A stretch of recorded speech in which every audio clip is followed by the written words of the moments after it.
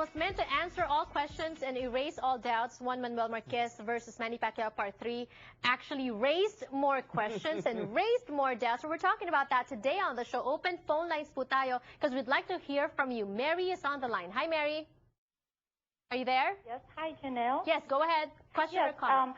I'm just actually calling, and I'm glad that there's a lot of buzz about this fight because I know people don't realize that Manny is a big star, and with the buzz about the mediocrity of his performance, that might give what's his name, Mayweather, the confidence to fight him, because I truly believe Mayweather is just probably watching here and there in the effect of the fight with Marquez. Okay. So some way I like that it happened. Yeah, that's another question. We're going to be talking about that. Also, John is on the line. Hi, John.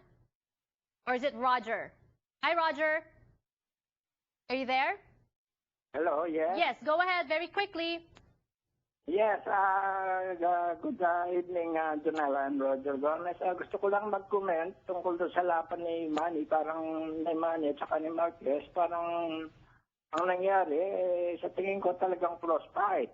Pero nung after 10 rounds ay talagang close fight, ay medyo nag-advise ata yung kampo ni Marquez na maglaylo dahil nakakalamang siya. Yes. Pero hindi masyadong malaki ang lamang, kaya dapat maging aggressive pa rin siya. Exactly. Judges score by the number of punches that they throw. Especially if you're the challenger, you need to throw more. Well, they do. Professional boxing really boils down to one thing if you judge it, Janelle, is effective aggression and effective punching. So sometimes you have to weigh the quantity of punches, which was won by Manny, going by punch stats, and then the quality. And then the quality, that's where I have my doubts. Who was really the more effective aggressor? But I have to say this, the people that believe that Manny Pacquiao won, they all point to one thing. They believe in the last 6 minutes, rounds 11 and 12, Manny Pacquiao was the aggressor. He took that fight. Right. And so many people asking me about this on Twitter. First of all, let's just throw it out the window.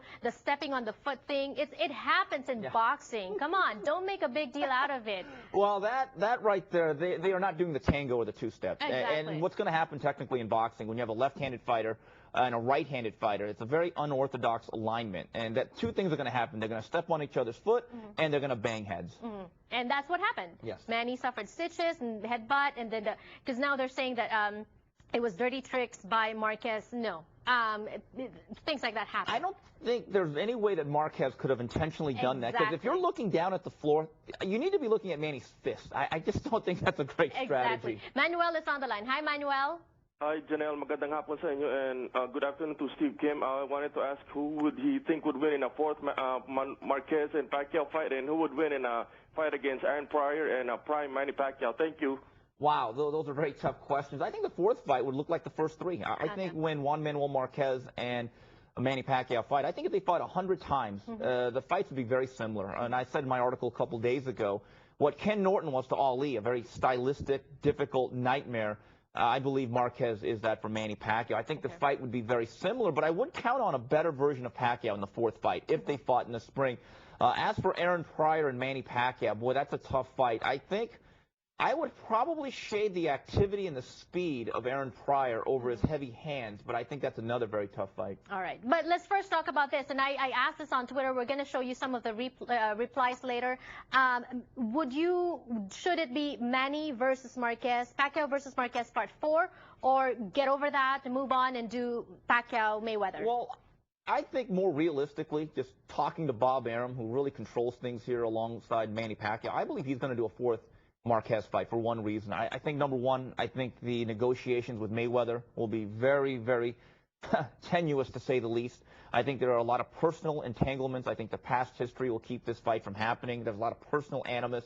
And egos, big egos. Absolutely. Like, who is going to be the A side here? Right. And Bob Arum's making it very clear. We are the bigger draw. We sell more tickets. We do more pay-per-views. And Bob's been telling me for the last couple of days that when the numbers are released for Pacquiao Mayweather 3, that they will probably surpass what the Victor Ortiz fight did. So that becomes a whole nother issue, along with all the other ancillary sets of problems that we've had in terms of making this fight. And I know that Bob Arum also told you a little bit about the distractions in Planet Pacquiao, Manny's camp. If we have time, when we return on the show, we're going to be talking about that. Don't go away.